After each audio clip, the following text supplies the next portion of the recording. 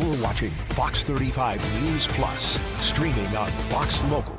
Welcome back into Fox 35 News Plus. Want to give you a live look in Orlando as we are awaiting the announcement of a new United Football League team coming to Orlando, the Orlando Storm. You see it right there at this event getting underway, and there's Fox 35's Ryan Elijah, who is emceeing it. Let's go ahead and listen in. We want to welcome you on a historic day as well. Not just a proud day for the United Football League, but certainly for the Orlando community, where we can focus on our spirit and the football passion that we have, and we'll focus on that. You'll hear from a lot of great characters as well that I've had a chance to talk to over the last 20 minutes. At this time, though, we want to meet the man that has really led the charge for the United Football League. He's got over 25 years' experience in professional football and has worked behind the scenes to make this day happen. Please welcome Russ Brandon, the president and CEO of the United Football League.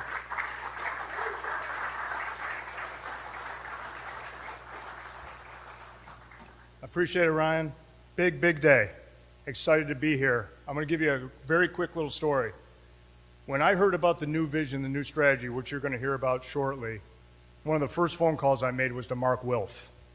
It was a very brief conversation.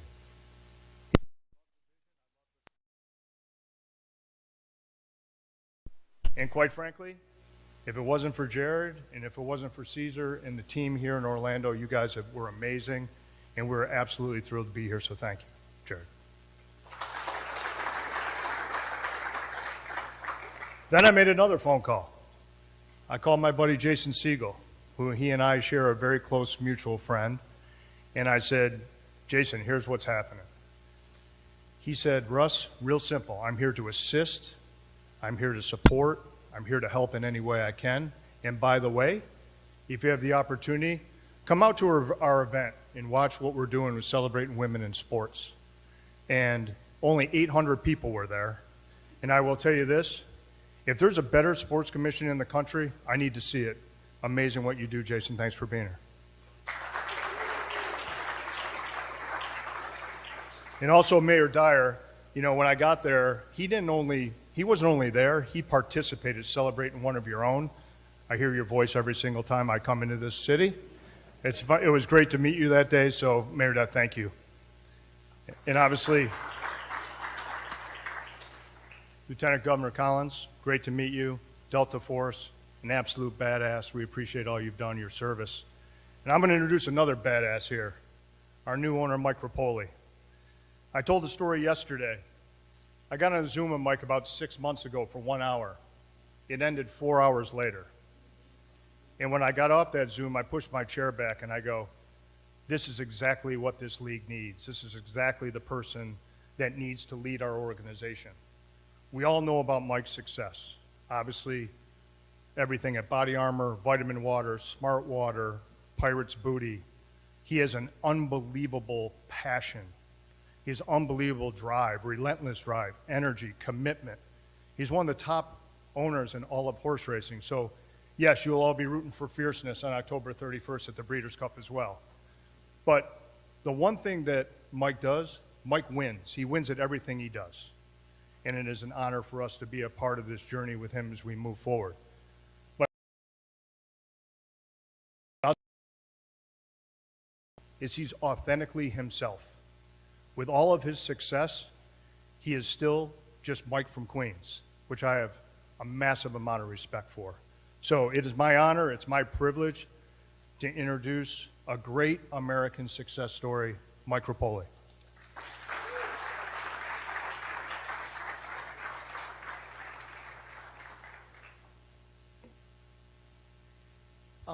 I might be Mike from Queens. My daughter is going to be Joya from Orlando. So I'm happy to be here, man. It's really, really special.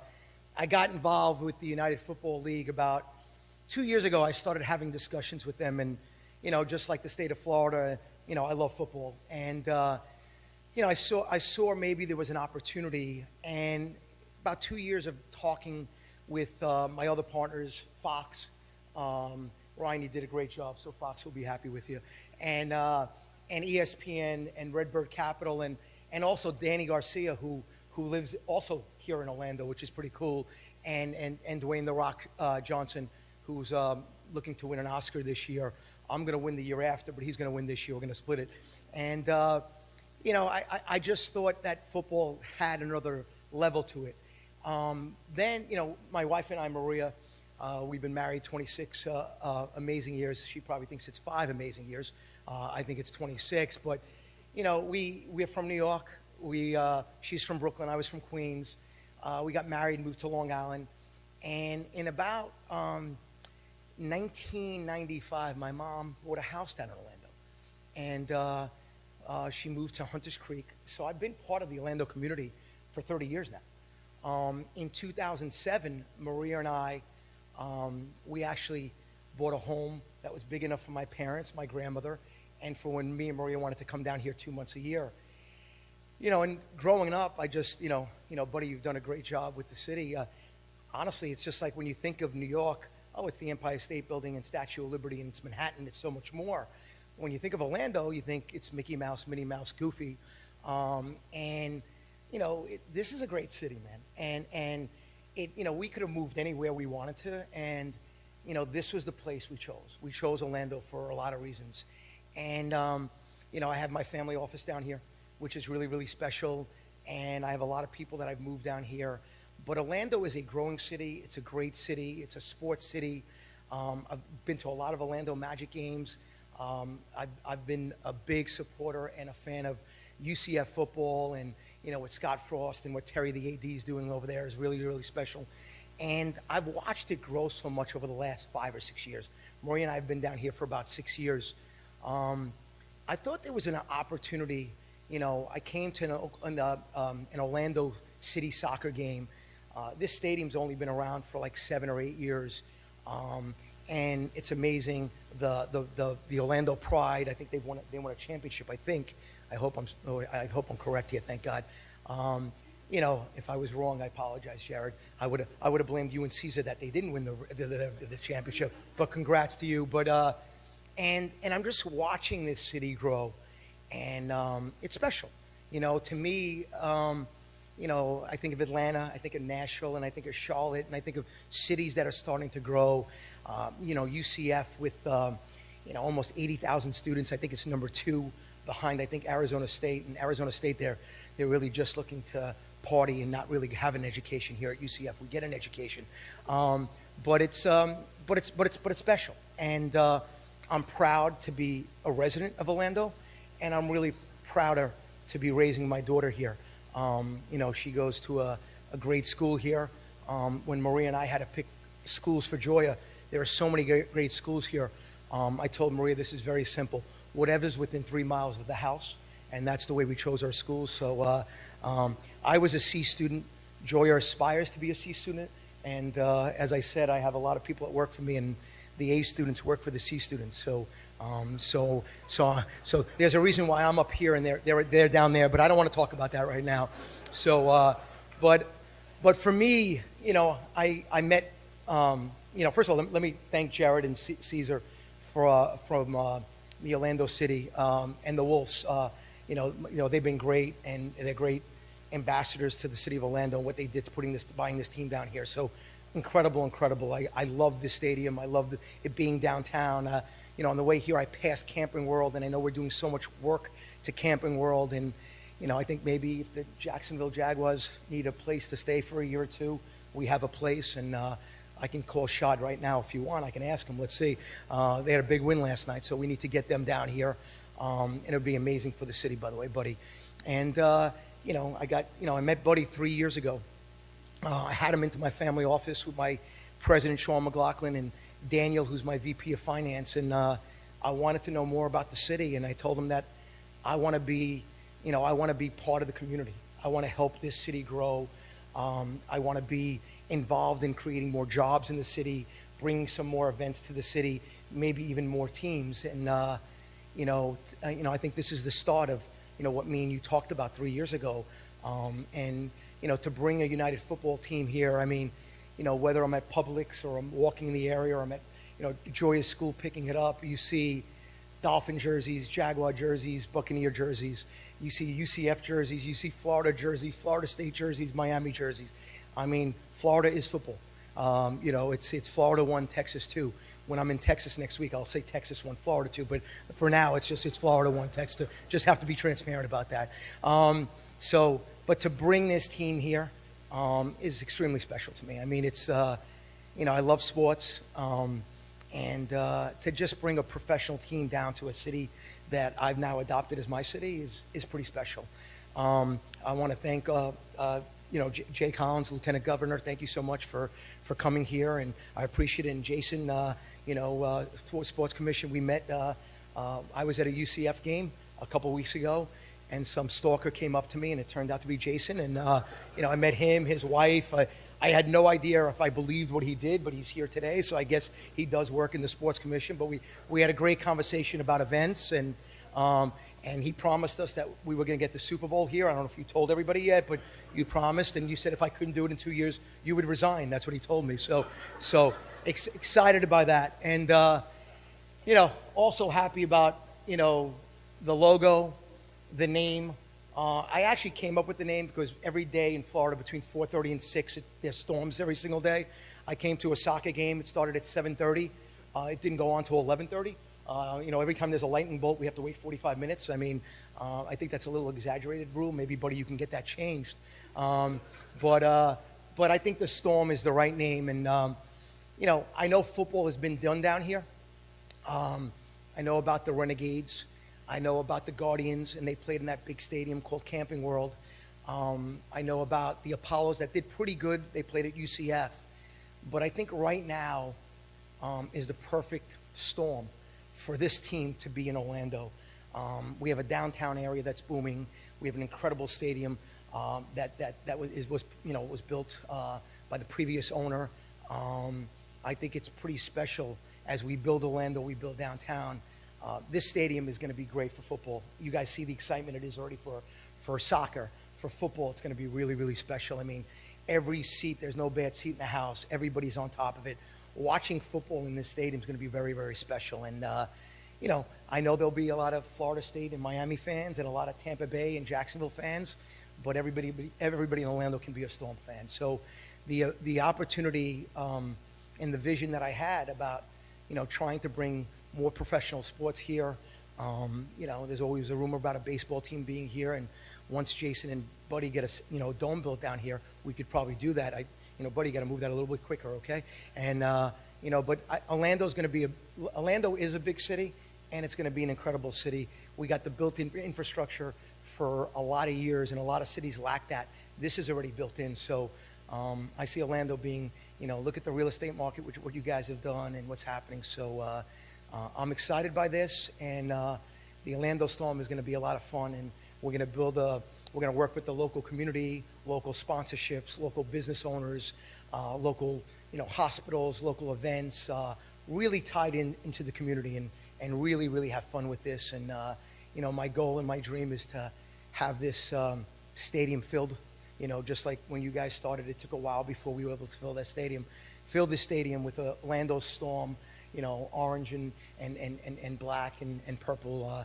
I added the purple because every seat here is purple. I don't know if you knew that. Maybe the Wolves bought it because they own the Vikings already and said, hey, this worked out well. So we're happy. But listen, I'm excited about the future of Orlando. I'm excited about the future of the Storm. And I just want to thank everybody for being here. Thank you so much, guys. Appreciate it.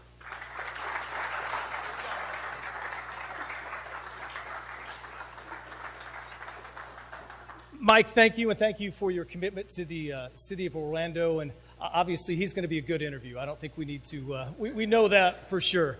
It's tough to follow, though. I'm looking at a guy that has to follow him next to the batting order. It's a guy that has played a pivotal role in landing this decision as well. Jason Siegel is the president and CEO of the Greater Orlando Sports Commission, a great friend of the league and local media.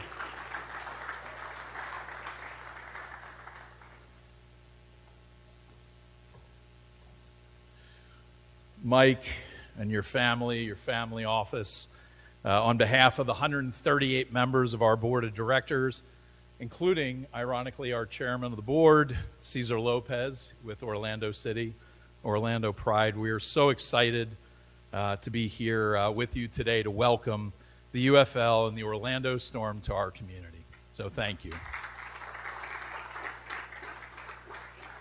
There are so many shiny examples in this market of franchises who've been welcomed with open arms, standing on the shoulders, of course, of our legacy franchise, the Orlando Magic, who were welcomed into the NBA in 1989, followed by Orlando City Soccer, our world champion Orlando Pride, Orlando Solar Bears, Orlando Squeeze, and the Orlando Valkyries, hundreds of sports stakeholders in our community, from venue operators to sales and marketing managers. And on behalf of the sports business community, we're delighted, Mike, that you and the UFL selected Orlando. Inter&Co Stadium, where we sit today and stand today, is an absolute crown jewel, not only in this community, but across Major League Soccer. And we are proud to be the home, and we're selected by the Will family, and love the incredible work that Jared and his team do here. So you couldn't have picked a better group to work with and to partner with. An incredibly collaborative, we talk about it all the time, Mayor, an incredibly collaborative leadership group across all of our elected officials, our tourism leaders, leadership across this marketplace that come together, especially you, our man in the arena, Mayor Dyer, Mayor Demings, and so many others who've been wildly supportive of our hometown franchises and sports venues. Our community is incredibly supportive of football. Football crazy, I'd call it. Cheez-It Bowl, Pop-Tart Bowl, Cure Bowl, Florida Classic, NFL Pro Bowls, hometown of our UCF Knights, and a robust youth and amateur organizations like the AAU and Pop Warner. So, Mike, congratulations to you, the ownership group of Fox, Redbird Capital, Dwayne "The Rock" Johnson, Danny Garcia, ESPN, and of course our new friends, Russ Brandon and Brooke Campbell and Katrina Perez, on this incredible announcement. We can't wait to cheer on the Orlando Storm here at Inter&Co Stadium. Thank you so much.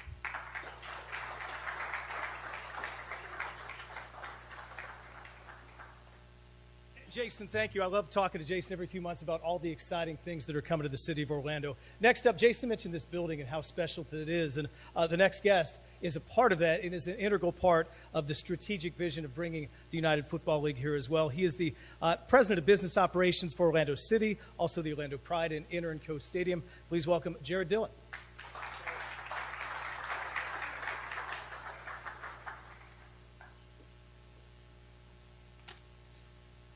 Good afternoon, everybody. Hope you're doing well, and welcome to Inter&Co Stadium, the now home of the Orlando Storm.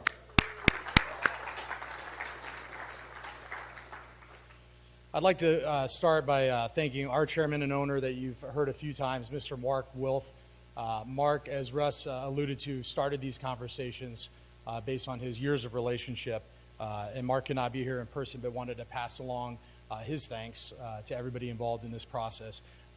I get to stand up here and represent, roughly 200 employees across our soccer teams and our stadium, and we couldn't be more proud today to invite another professional franchise to Orlando, and most importantly, to Inter&Co Stadium.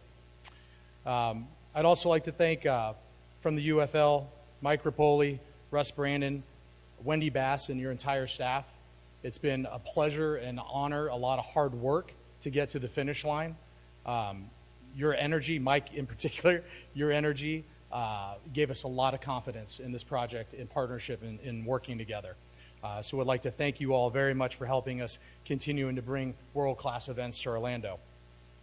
Speaking of world-class events, on behalf of our staff at Inter&Co Stadium, we're going to work extremely hard to make sure that this is a great success for our community. Last year, we hosted over 200 events, welcomed roughly 750,000 visitors to Inter&Co Stadium. We firmly believe that we are a major force in driving economic impact to our community through tourism, through creating jobs, and other various means of economic impact. And we're looking forward to doing that alongside the Orlando Storm. In closing, I also want to just recognize the local businesses that are represented to here. Many of our partners, Inter&Co, as well as Orlando Health. Many other partners are in the room right now that have worked with us for many years. I think that is a great sign and showing of support that they're here in this room today to help us welcome the Orlando Storm properly to our community. And in closing, to the players, the coaches, the staff, and all the fans, welcome to Orlando, welcome to Inter&Co Stadium, and welcome to the Orlando Storm.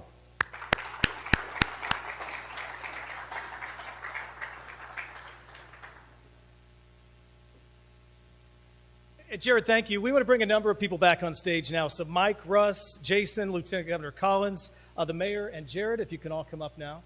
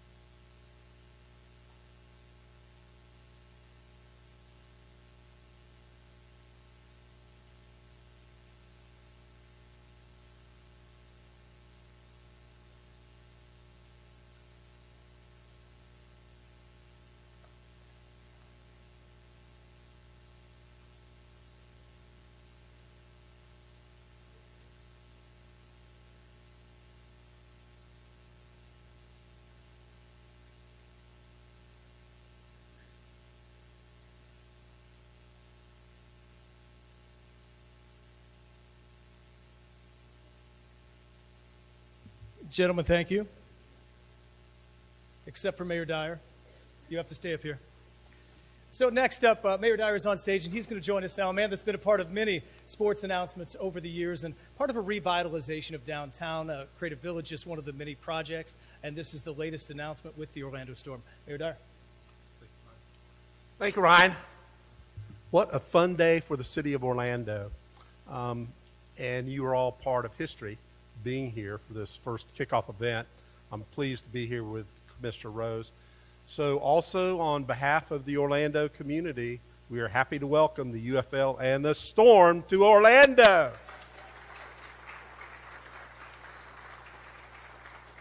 And we continue to be the nation's premier sports destination. We are proud of our community. We're proud that we invest in our venues so that we have venues when we bring something like this. We actually had probably 3 choices on where you can play your games, but what a great pick in Inter&Co. It's a great home for venue for the Storm. Coach Gooch wanted me to remind everybody what was the first American football game played right here in this stadium. It was a Cure Bowl, and I'm pretty sure it's been there at least 3 times, 4 times, Coach, wherever you are, and that's 4, and I think that's the only American football games that have been played. But the Storm will be the first home team for that, and I think I've made so many great memories here, and I appreciate the fact that you went ahead and picked purple. Seems like we're going to have to get the Magic to switch over. It'd be kind of like, who else does that? Pittsburgh, I guess, has all of their teams that are one color, but it's pretty cool that we'll be able to have a UFL team here. So Mike and Russ and the UFL leadership team, Jared and the Orlando City and Pride front office, and Jason and Go Sports, thank you for collaborating to bring pro-American football back to the city of Orlando.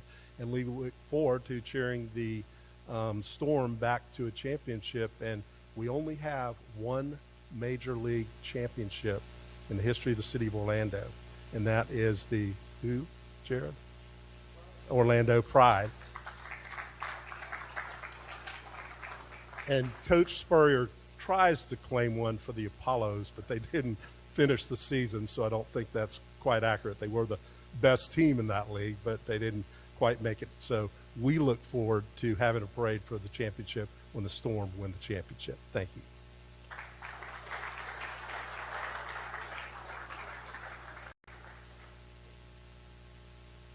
Mayor Dyer, thank you. Also a big day for the state of Florida, and we have Lieutenant Governor Jay Collins, who is here with us as well, and he's going to share some words from Tallahassee. Lieutenant Governor.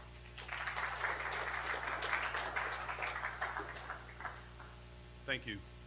Well, what an incredible day to be here. It really is. Everybody in Florida loves football. We know that. Mike, you hit it on the head. Whether it's the Bucks, the Jags, the Dolphins, we love football. To have a team right here in Central Florida, our very own Orlando Storm, what an incredible opportunity. But Mike, here's the thing. When's the championship coming? Year 1, year 2, what's it going to be? It's got to be fast. All right, first 3 years, from his mouth to God's ears, right? First 3 years, that's the plan. So no pressure at all. But to the coaches, the general managers, the players, the families, we are so excited for you to be here. One of the things that excites me, it's not just the opportunity to have American football here in Orlando, it's the economic opportunity of growth, things moving forward, and all of those opportunities expanding across themselves. Florida is very hot right now. People want to come here, businesses are growing, and American pro sports is where it's at. Mike, I'm excited to see what you've done right here, but I know your relentless pursuit of excellence is going to drive this thing forward. We're going to have a championship in the first 3 years. That's what we've just said, from here to God's ears. And I look forward to seeing where this goes. The UFL, the Orlando Storm, excellence, moving forward day in, day out, but that's what we do here in Florida. Thank each of you for being here. It's incredible to see you here. It's incredible to share this opportunity with Mike and the incredible team that you've assembled. Thank you for the opportunity to be here, and let's go Storm.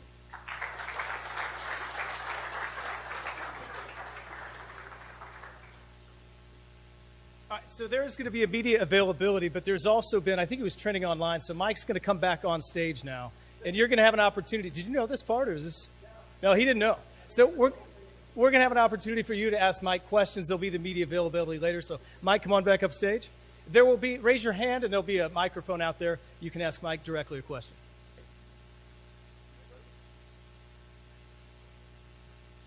He needs a mic.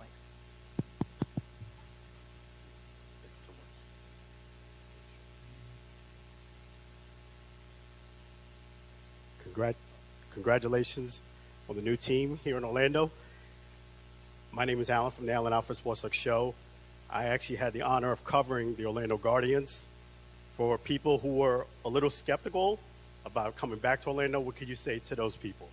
I followed it a little bit where, one, they played at Camping World, which was way different. I don't think the league was as funded as it is now. And I thought the venue was an issue. And from what I remember, the team, I don't know if they won 1 or 2 games. I mean, they lost immediately. Now that I've guaranteed a few championships, I'm not really concerned about that. So we should be okay. But I think Orlando's changing. It's the biggest thing we're going to do when I take over the league is obviously with this national league, but the 8 local markets are more important than nationally. So being inside the market is going to be very important. Working with the incredible sponsors and people that have helped, from Inter&Co to the many sponsors you guys have here. We have to be in the community. That I actually live in the community and is pretty special. Danny Garcia lives in the community, but I've built brands my whole life. Nothing gets built overnight, and I think everybody wants that instant gratification, and there's no overnight success story, but we're going to do this right. We're going to build this league right, one fan at a time.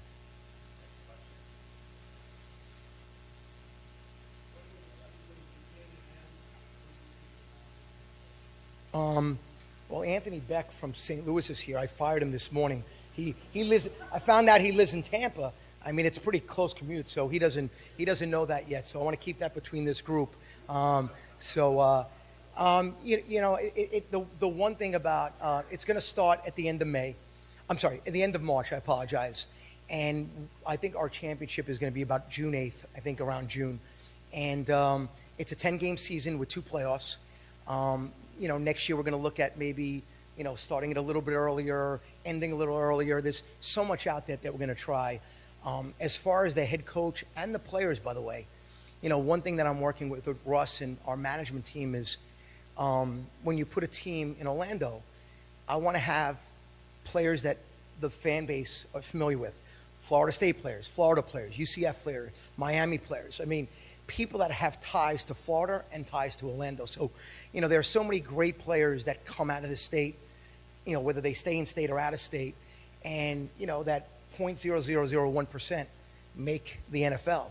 We want to help other people get to the next level. So, if Florida, Florida State, Miami, and UCF have, 40, 50 draft picks a year, maybe only 10 to 12 actually make the league, bringing some of those players down here. So we're working on a structure like that. And, having a coach that knows Florida or local ties are very, very, very, very important to us. Steve Spurrier, I think, is over 80 now. Might be a little too much, but Buddy does know him, so maybe Buddy can make a call.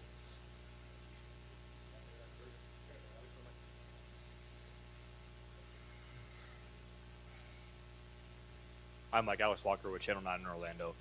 Is there going to be a league-wide emphasis on making the UFL affordable for families? Is it cheaper tickets? Is it cheaper beers? Is it not $16 Bud Lights? Is there an emphasis on that? Yeah, Alex, when you said family and then you went to cheaper beers, you kind of lost me a little bit. But I mean, my daughter's 10; she doesn't drink, but it's all right. No, maybe obviously you're just worried about yourself. We'll buy your beers if you come to all the games, if that's okay. The biggest thing we talked about is approachable, accessible, and affordable. Fun family football, and there's no doubt.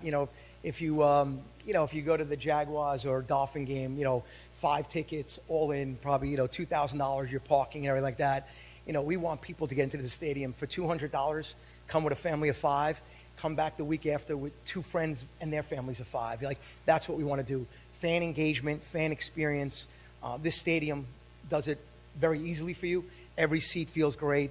So 100% working the local area. Flag football to maybe Pee Wee football at halftime.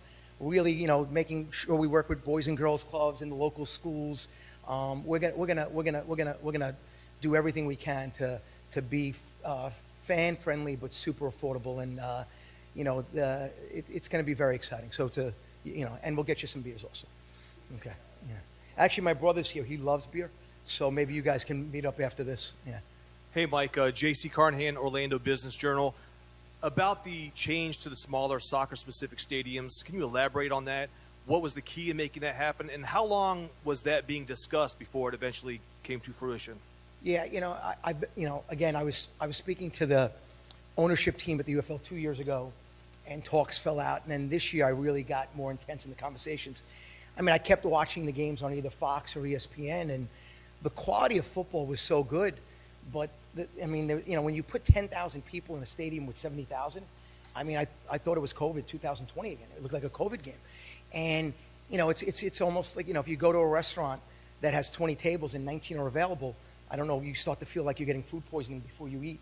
It doesn't give you a good feeling, a good atmosphere, or a good environment. So the moving football, I mean, this is arena football outdoors. That's the way I'm kind of looking at it. And these venues didn't exist 10 years ago. This stadium, I think, was built in 2017. We're moving into a Louisville stadium that was built in 2022, a historic Crew Stadium that was built in 2015. So now I think it makes so much sense. And I've been here for a couple soccer games. I mean, every seat is incredible. Like, you're right on top. Like, you feel like you can throw a ball to the players, which you could. So I think football is going to play amazingly in the stadium, and just the contact of football in this stadium is going to be really, really special. So for me, it was, think about every other sport. The Orlando Magic couldn't fit 80,000 people. They couldn't draw that. An NHL team, the Tampa Bay Lightning, couldn't fill. So why should a sport like us? It's very difficult. So for us, it makes a lot of sense, and I think the product's going to look great on TV and even better in action.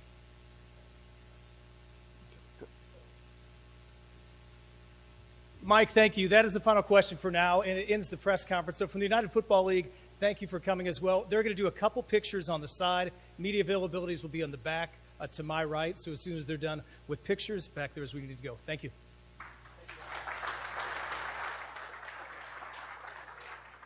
News conference wrapping up at Inter&Co Stadium, where they announced a new UFL team coming this coming spring. You heard them say the season running from March to June. There are 8 teams in the league.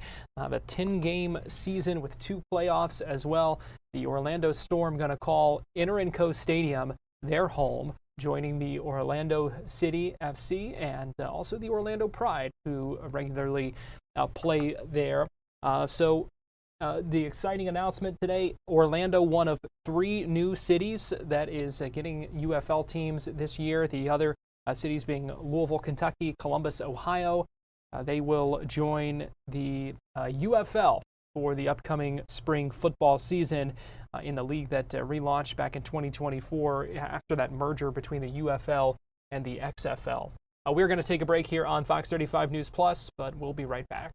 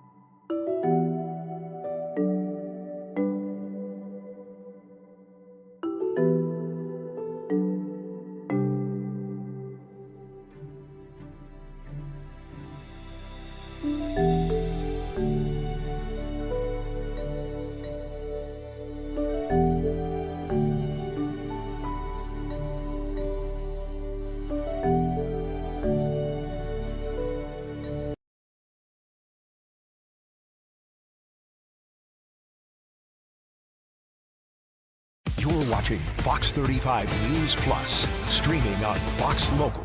Welcome back into Fox 35 News Plus. I'm Garrett Weimer, and thanks for joining us on this Tuesday afternoon, live on Fox Local and on YouTube. I want to get you now live inside the Volusia County Council meeting where they are getting to the discussion about a second location in Daytona Beach for to allow dogs. So let's go ahead and listen in as they discuss this. They have three options on the table, and let's listen in. The initial installation, but we're prepared, even at this point, to pay for multiple years in the row. Thank you for helping to lead the way on what a partnership looks like. If the seconder's okay, I'm going to amend my motion to, I'll withdraw and just restate it. Motion to approve option 1 with Daytona Dog Beach, paying the between $7,800 to $9,760 startup cost, and then the $2,500 per year as long as your group is in existence. Second. Okay. Sorry to put you on the spot like that. Hey, have a seat in the front row, please. Councilman Johansson. Yeah, I appreciate, Troy, you bringing those questions up, because one of the things we just had a long, hearty conversation about was what are our core responsibilities, and you know, to add more things, which are great. We love them, but they're not really our core responsibilities, is important. So, Nanette, thanks for coming up to the plate, and it's truly a partnership. And if you find yourself short, I'll give you the home phone number, and I'd rather write a check than dip into the taxpayers' dollars for this. So I appreciate it. Jake, that's awesome, man. Thank you. That's really fantastic. Nanette, I have a question for you. I happen to think this is a core responsibility because we're responsible for managing our beach, which certainly adds to the economy of the entire county, the enjoyment of our citizens. I think this will do it. I really wanted to thank you for stepping up once again. And just had this is not part of the motion. I'm wondering, looking down the road, what if this had been for the entire county? Would you pay for that too? Potentially. We're prepared to do more than just Daytona, that's for sure.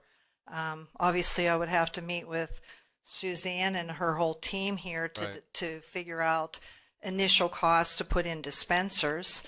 That would be the main cost that we would incur in the bags. I think probably we could do it, to be honest with you, and then we would have to understand the yearly commitment. As far as volunteers, we have quite a few already.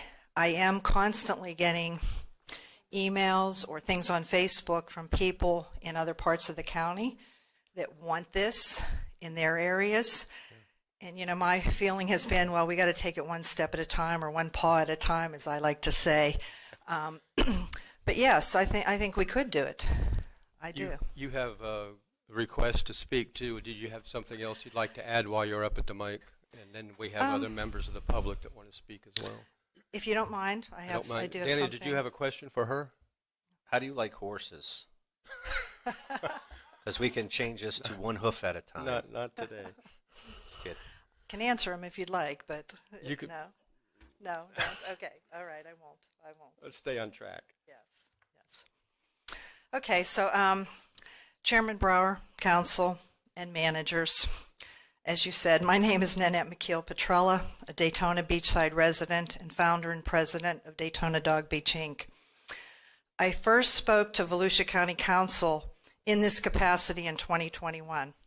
So preparing for today, I reflected on the past 4+ years and all that brought us to this point. Remarkably, when I pulled the first report that we submitted to Council in advance of the June 22nd, 2021 meeting regarding dogs on the beach, I was pleasantly reminded that all the solutions that we presented to present concerns and objections for dogs on the beach have been effectively implemented at the Dog Beach in Ormond. and all the data presented to support the demand and benefit for allowing dogs on the beach is being realized, not just by our organization and those enjoying this renewed freedom, but also by the business community.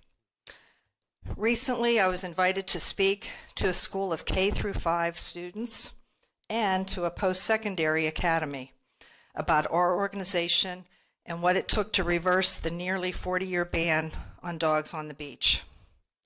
While each presentation was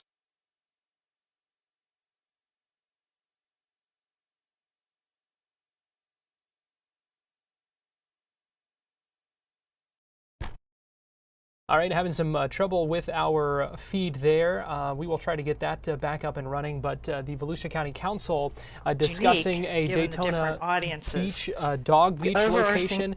There is already a location in the county in Ormond Beach, looking for a potential site on Daytona Beach as well. We are hearing from someone with an organization, Daytona Dog Beach Inc., who would cover the costs of the annual operating costs, essentially, of the beach.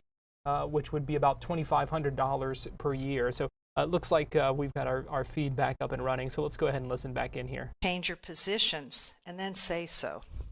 Hopefully you have seen we've delivered on our commitments in the past and that you are confident in our ability to deliver on them again, hosting a successful dog beach in Daytona. We do support the option of Seabreeze to Williams based on our experience and knowledge of what would achieve the most successful long-term outcome, and we encourage you to go with that option. And I ended it with just saying, if you do have any questions about our commitment to help fund additional dog beaches in Volusia County, please reach out to us. We are willing to look at that. If I can go a little bit beyond my few seconds here. Nope. No? Okay. Troy doesn't allow that. I do have a question for you. Did you say positive or positive? Stay positive.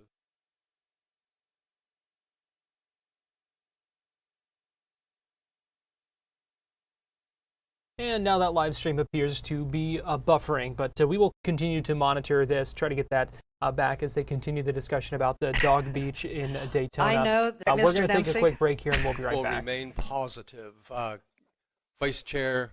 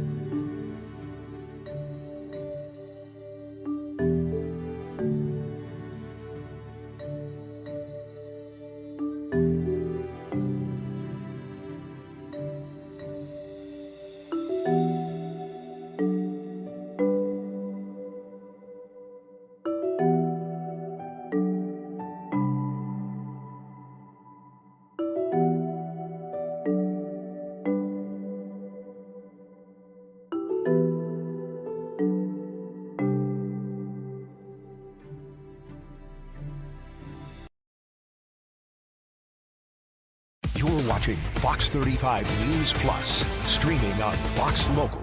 Welcome back into Fox 35 News Plus. This is Mike Rapoli, the owner of the UFL, who is answering some more questions right now following the news conference and the announcement of the Orlando Storm coming to Orlando and Central Florida this spring for the upcoming UFL season. Let's go ahead and listen in as he speaks more with reporters. The only option. They have a soccer stadium there that fits 7,000 people. There are rumors that in 2028 there's going to be this new stadium that will be 15,000 for soccer that we're having conversations with. I have no fear about going back. San Antonio was another one. The reason why we kept Houston was we got into Shell Energy. San Antonio was a great city, but the Alamo Dome fits 70,000, and we drew 11,000.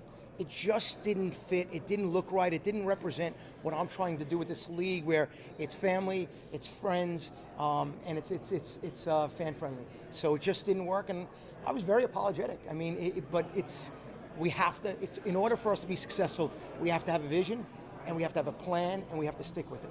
So. Being from the area, bringing the team here, for you on a personal level, how cool is that? Like, how much do you enjoy that when you go home at night and think about what you're bringing here? You know, I mean, the ownership group owns every team. I mean, you know, when I go to the other stadiums, I'll be wearing the Birmingham Stallion jersey, but when I go to sleep at night, I'll be wearing the Orlando Storm jersey. I mean, this is the home team, right? So I live in this market. So for me to bring it back to Orlando was special, and for us to make it, you know, super fan friendly in a community that I can touch and feel. You know, thinking about going to Publix and watching someone with an Orlando Storm jersey is going to be pretty cool. Thinking about going to watch, you know, an NFL Sunday game or a college game at a bar and seeing someone with the Storm shirt is going to be pretty cool. So for me, it meant so much because, you know, I want the city to win. I want the people to win. You know, my wife and daughter have made so many friends here. Some that have been from Orlando and some that have been here 3 years, 5 years, and 7 years. So it's very exciting to bring this to the city of Orlando. Very exciting. What happens next now, operations standpoint, when you talk about season tickets, sponsorships, all that? Not a whole lot of time leading up to the season. What's next? It's a great question. I mean, you know, the one thing about me is I'm aggressive, but I'm patiently aggressive. I'm not going to run and put that order form out tomorrow. There are going to be 5 games out here. It's going to start in March. You know, it's going to be very affordable, anywhere between $30 and $70, maybe a ticket per game. Getting the schedule right, getting the team, getting the head coach right, to me is more important. And listen, if we put out a great product, if we tell people in January that here's the team and here's the schedule and this is when we're going to play, we got a Friday night game, we got 2 Saturday games, and we got 2 Sunday games. You know, I want to build something for the future, not just trying to fill this place overnight. So, you know, Jay Gruden and John Gruden are near here. Yes, I know John Gruden with my friendship at Barstool, and he recently, if anybody follows my Twitter page, my Twitter account, he was with me in a picture, but I didn't say it was John Gruden. Yeah, John is, you know, John is special. I mean, he's great. Jay is great. You know, listen, I'd love to see John and Jay in this league, whether it's a head coach in Orlando or a head coach somewhere else, or maybe in a big league position or marketing. I mean, you know, John Gruden now is a boss. I mean, I talked to John the other day. More people, Mike, in 8th grade and 9th grade know him than 60-year-olds. You know, he's now the guy in Barstool. Like, he's got this new fan base, and John is just such a special individual. And when you talk about intensity and energy, he's got another notch. So I'll do something. He'll be involved somehow. I just don't know how yet. All right, we got to get Mike to his next engagement. We're going to have League President Russ Brandon and Jared Dill from the Sports Commission, right? Up here momentarily. Thank you, guys. I appreciate it, man. So that part of the news conference wrapping up, that was Mike Rapoli. We do expect to hear from a couple of other officials shortly as well. You heard Mike talking about the excitement of bringing this team to the league. Well, here's a couple of others, including Jared Dillon there and Russ Brandon. Let's go ahead and listen in. Just Russ, obviously you're familiar with the whole organization. You know, why is this stadium going to work for the UFL? You know, it's a great question, but when we started this process with Mike, his vision, his strategy, it was all about smaller venues, more intimate experience, the fan experience, everything that made sense. And here in Orlando, as I mentioned at the press conference, I called Mark Wilf, and he said, give Jared Dillon a call, and let's see if we can get this done. This facility here is incredible. It fits our model, everything that we want to do, everything that Mike said in the presser about what the city of Orlando stands for, where it's going, the growth, everything that we wanted to be. I was here in 23 when we were at Camping World, and as Mike said, that facility is amazing, but it's cavernous. And this is exactly where we want to go and where we want to be, and we want to be here in the city of Orlando with great partners like Jared. Then Jared, why does this work for Orlando City? And also, I mean, you come with a point of view of a successful franchise in Orlando. Why does this work? A number of reasons. I mean, at the end of the day, we are obviously at our core Orlando City and Orlando Pride, but we have this beautiful, amazing venue that we own and operate year-round. And as good citizens, as good stewards of the community, part of our job is to continue to drive more economic impact, more events here year-round for our fans, for the community at large. So when we had a chance to speak with the UFL team about their vision and what they wanted to do, we were very bullish on it. So when you look at 200 events, 750,000 people coming through Inter&Co Stadium last year, we have a good reputation for bringing in events. We have a good reputation for hospitality and a great venue that our fans love. I think this is going to be another wonderful addition to the city and the region. Russ, how financially secure is the league now? Are you guys profitable yet? What's the vision? Well, we have great ownership. Mike, obviously, being our managing partner, our new owner, the person who's leading the business operations. And then just look at our stable of owners. When you look at Fox, Disney, Redbird Capital, Dwayne "The Rock" Johnson, Danny Garcia, we're on very good footing as we try to grow this and move into the future. Mike isn't talking about 2026, he's talking about 2036 as well. So we're all about sustaining the long-term future of this franchise, meaning the UFL, the United Football League, and look forward to growing it over the ensuing years. Are there any talks at all with the NFL about having them involved with the league? Well, we have a partnership with the NFL, as you know, probably for following the league, on everything rules, technology, innovation. We work closely with them on the daily and the weekly basis. So we have a great relationship there. You've seen our players toggle up and down. This year alone, we had 46 of our players on opening day rosters. That's over 10% of our league. Over the last 4 years, we've had over 1,000 workouts and 400 signings. So it is working. From that standpoint, you've seen coaches like Bruce Gradkowski. You mentioned Anthony Becht earlier, his offensive coordinator, who's now the quarterback coach with the Detroit Lions. I can go through oodles of stories like that. And that's very heartwarming for us to see that happen, not only for our players, our coaches, and our staff. So would you say in the history of spring football leagues, is this the soundest, most stable, most high-quality spring football league? I think the answer to that is yes, based on the proof of what I just mentioned as far as the players, but also that this is year 5 of consecutive spring football, which has never happened before. And this group of ownership, that can't go by the wayside. And then adding Mike Rapoli, who's a serial entrepreneur, who has been as successful as he has in every business that he's touched, and what he brings to brand building, fan development, fan activation, we couldn't ask for a better owner. Jared, on the right.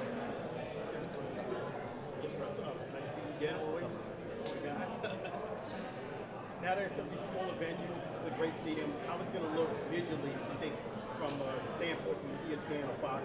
I'll tell you, we couldn't wait for this day to put this in the rearview mirror. I was told a long time ago not to wish away time. I've been wishing away these couple of days just for that reason. So we could show you all this. We can start working on what we're going to do in the facility. This building really pops in a lot of ways just anytime you're here in an event.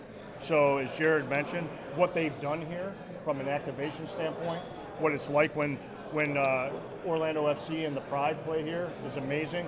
We look forward to packing this place, and I think the environment here is going to be unreal.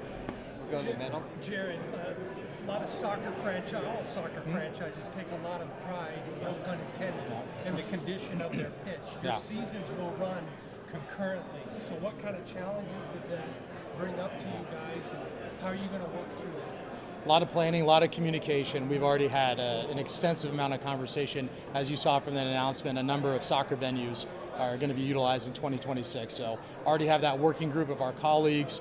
We have one of the best groundskeepers in professional soccer, in my opinion, who also happens to have collegiate football experience. We feel very good with our plan that we've put in place working with UFL to make sure the field, we get ahead of things, even as early as December, so that we're well ahead of the season starting. Then once we get into that, we'll make sure that soccer, those schedules happen first. That way we can make sure that football is put into a position to succeed, but playing after our soccer matches rather than vice versa. And that will help with being able to repair the grass and make sure week over week that everything's in a great tip-top playing form. 2 more questions. Well, real quick, there's not a whole lot of time before the season starts. What's the plan in terms of the season tickets, sponsorships? How is all that going to be coming together in the months ahead? You're reading my mind as I sat on in that seat a few minutes ago. We've been planning, we've been working towards it. A lot of things we've had to hold on based on keeping everything on the QT over the last few months, but we've been working very closely with our team. Matt DeZamba from Mike's team and I work hand in hand on everything. We have a great group, Brooke Campbell and our marketing department and our sponsorship team are here on the ground. We're ready to go. All the plans are being built. We have to wait on our schedule for a bit as we work also with MLS and NWSL. Obviously, we want to get that out as soon as possible, but the one thing we can guarantee are 5 home games between March 27th and the end of our season. What do you look for in head coaches for this league? Head coaches, you didn't need to look no further than Anthony Becht, who was here today. Someone who has played the game at a high level, been in the coaching realm, a teacher, a developer. As I mentioned, great joy to watch these players get to the NFL, and that comes from great coaching, but a great environment. The other thing about Anthony in our coaches is they're very fan-forward. He's one of the best guys on Twitter and social media, engaging the fans and doing things along that way. So we look for a little bit of everything in our head coaches, but number one is how they teach and how they develop. Thank you, guys. Thank you. Thank you. Thank you. At media availability wrapping up, interesting to hear them talk about some of what the next steps are ahead of the season starting. Still have to put together a team, a roster, coach. You heard them talk during the news conference earlier that they will be looking for people with a lot of Florida ties. So whether that could be former Florida Gators, Florida State Seminoles, a UCF Knight, Miami Hurricanes, whoever it may be, looking to take that next step in professional football, but not in the NFL. They are saying they would love to see that, some players with Florida connections, potentially coaches with Florida connections as well when it comes to the Orlando Storm. 5 home games at Inter&Co Stadium. We also heard that those will not just all be Sundays necessarily. Got some Friday night. I think he said maybe Saturday games as well. So there will certainly be much more to come with that in the coming weeks and months. You heard Mike Rapoli, I believe it was, saying that their first item of business is kind of putting together this team rather than rushing out the tickets. He said if they do everything right, then the tickets will kind of take care of themselves. But they'll be playing at Inter&Co Stadium starting in March.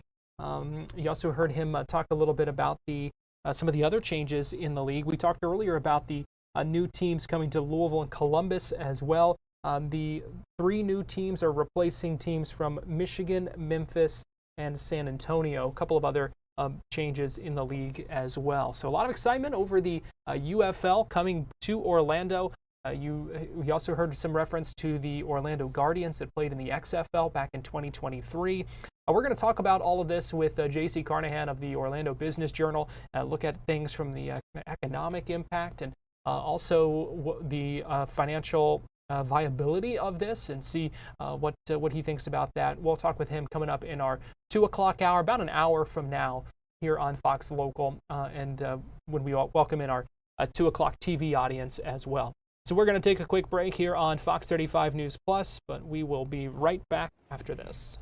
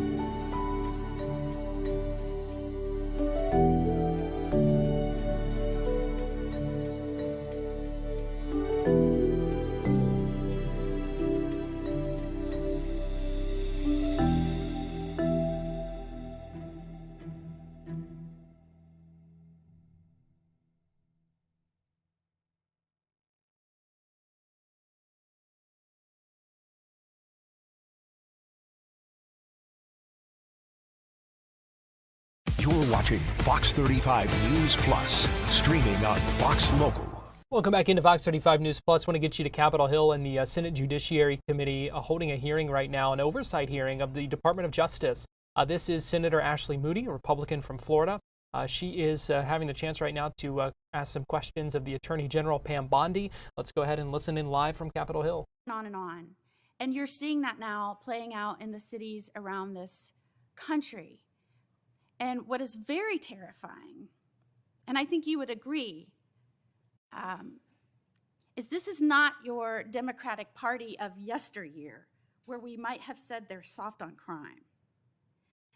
This is now a Democratic Party who is offering support for and encouraging obstructionist behavior, threats of violence against law enforcement.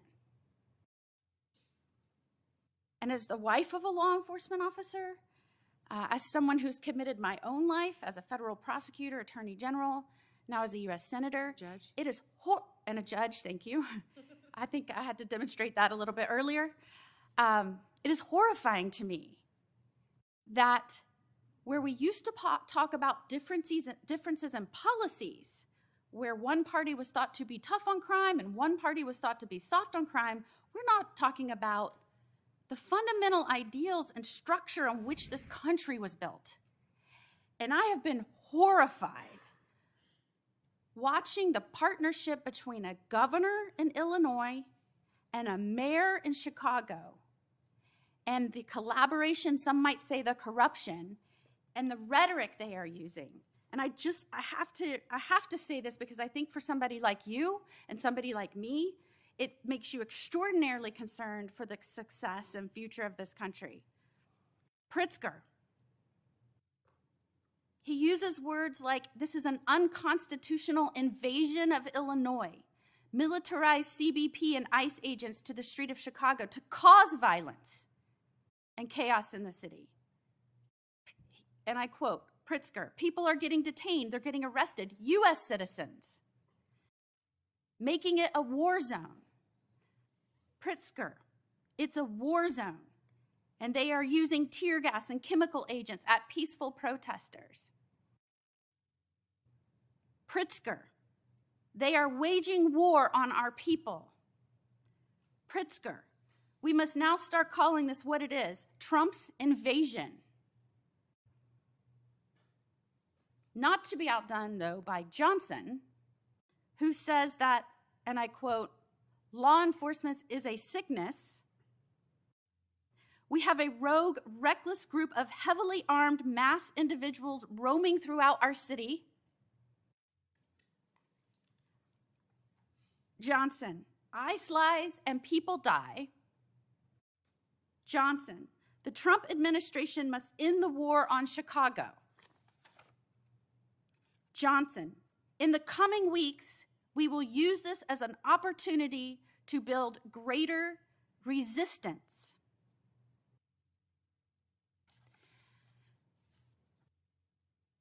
I am wondering if Pritzker and Johnson understand that there are federal laws that criminalize inciting violence against law enforcement and federal agents.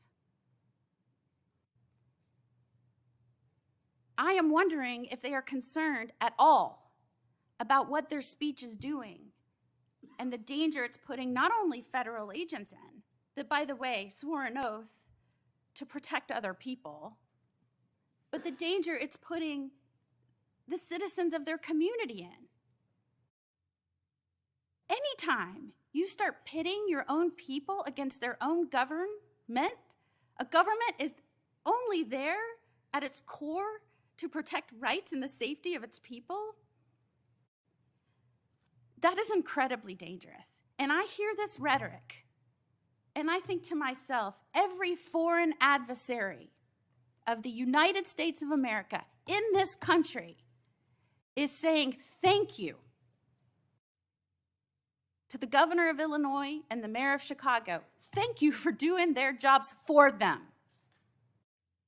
for undermining the strength and safety of this country, and for gaslighting the American people as we are trying to shore up the stability of our communities. And that puts you in such a remarkable, important position right now. You are the top law enforcement official in this country. And you have a responsibility to call out this rhetoric. And when it violates and crosses over from free speech into inciting violence, we have to call that out. We have to remind the American people that we are dealing with the aftermath of millions of undocumented allowed to flood into this country. I know because I litigated it and I fought against it. And when I had to get through litigation documents that showed their plan was to step back and let the border be overrun, when nobody believed that was happening, it was people like us that said, this is happening. They're allowing our country to be overrun. They're allowing, through rogue prosecutors and an undermining and demoralization of law enforcement for our cities to fall prey to criminals, they are allowing this to happen. And they are doing so, trust me, cheered on by our adversaries. And it takes someone with strength and the ability to take the criticism for 4 hours and 40 minutes and sit here resolute in your commitment to uphold the rule of law. And I know the only reason that you can do that is because what you went through in your prior life, working hand in hand with law enforcement, seeing what their families went through, holding the hands of victims, not letting these people turn our heroes into villains, and certainly not letting these people make the United States of America appear anything other than what it is. It is a country that protects, first and foremost, our people's rights, and we do so by also guaranteeing with the consent of our government that we'll focus on their safety. And that is why I was so glad you started out this hearing with my mission is to protect the people and prosecute violent crime, and to make sure the corruption that happened again under the last administration can never happen again. And as you sat here today and you heard the affect of the people whose friends and colleagues, and indeed even members of the judiciary, whose phones were analyzed and traced from grand jury subpoena, and they're just finding out last night, assuring them that you understand what that feels like and that you will not let it happen again, no matter how much they want to disguise accountability as weaponization. Thank you for being you, Pam the prosecutor, Pam the person that cares about this country and its people and the future of America. Thank you for being here today. Would you like to end with any comments? Thank you, Senator Moody. And you know, they may try to destroy our country, but they won't. They won't be successful, nor will our foreign adversaries, because we have the greatest president in Donald Trump, and he will make America safe again, and he will keep us safe. Thank you, Senator, and thank you for all you do. And we will keep the record open for a week. I know Senator Whitehouse wanted to offer some comments for the record and any other additional questions, and we'd ask that you respond to those. I'm sure he writing. did. Thank you so much. And with that, the hearing is adjourned. A nearly 5-hour Department of Justice oversight hearing on Capitol Hill. The Senate Judiciary Committee holding that hearing today. It began earlier this morning, wrapping up now after a number of senators, some clashes with Democratic senators and the Department of Justice. The head of the DOJ, which is the Attorney General, Pam Bondi. You heard Senator Ashley Moody of Florida talking about basically filling her shoes as Attorney General because Pam Bondi, of course, previously the state Attorney General here in Florida. We're going to take a break here on Fox 35 News Plus, but we'll be right back.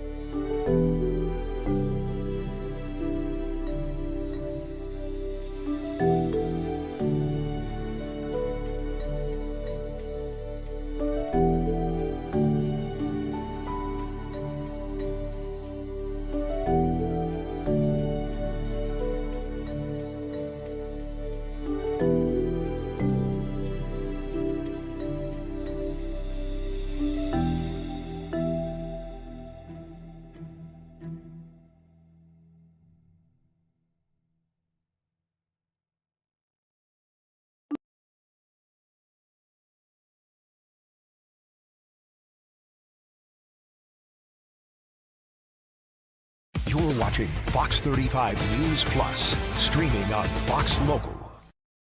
Welcome back into Fox 35 News Plus. I'm Garrett Weimer, and thanks for joining us on this Tuesday afternoon, getting closer to that 2 o'clock hour when we welcome in our TV audience as well. But I want to get you inside this Florida House Subcommittee meeting. This is the Insurance and Banking Subcommittee meeting live right now in Tallahassee, one of the interim committees that is meeting right now throughout the day and throughout the next couple of weeks at the Florida State Capitol.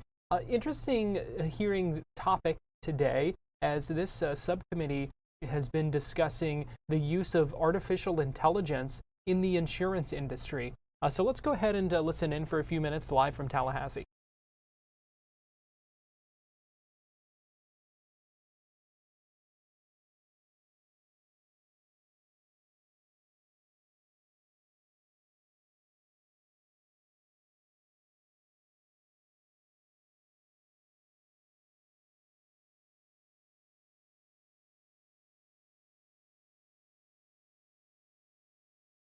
Sometimes struggle. So I see tremendous value in this technology, and in particular how it can help with pricing, I think was noted. And so really you can get to this point where you can do this kind of micro risk assessment, right?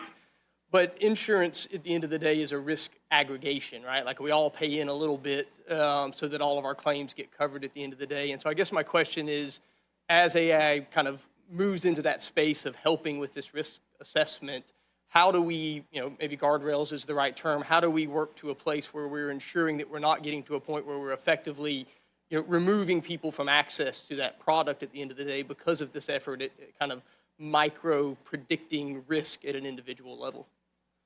Thank you, Mr. Chair.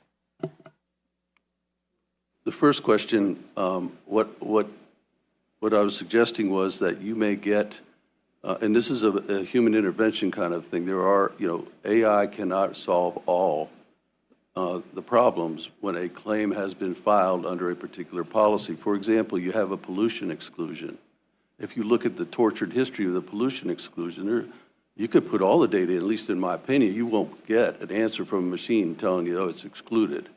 And there are other examples of that, coverage language that you think is really clear, but somehow the courts tell us is not so clear. And to your second question? Go right ahead. Yes, sir. So again, it appears that AI is beginning to be used to kind of make risk assessments and predictions at what I would call a micro or individual level, whether it's a consumer or a business. And yet at the end of the day, there's some notion of insurance is it's an aggregation of risk, right? And so how do we strike that balance? How will you work to strike that balance between, I would kind of say, over targeting at the end of the day and then effectively writing people out of access to that market? Well, I would, and others may have a comment on that. AI, the ability to create the parameters, let's say on an underwriting basis, and look to see whether or not a risk is in your appetite, would be the same factors that we did 10 years ago, 20 years ago. And so so it's not going to drive an exclusion that you may not otherwise do. Now, you may get more information about a risk that maybe you would write before, and there's more information that you might decide not to. And that's a company-driven decision. There may be other companies that will write that risk. It depends on appetite, depends on the company, depends on the kind of risks, like I said, they have an appetite for. But I don't think I think I know what you're getting at, but I don't think it would be set up to limit the capability or the availability of insurance in a broader sense. That hearing continuing in Tallahassee, scheduled to end about an hour from now, so we may get a chance to listen in again as more lawmakers can get the chance to ask some questions. We've got to take another break here on Fox Local. We'll be back at the top of the hour with Florida Live, where you will welcome in our TV audience. We're going to talk more about the Rays. We'll talk about the storm. We'll talk about a number of other things. So keep it right here on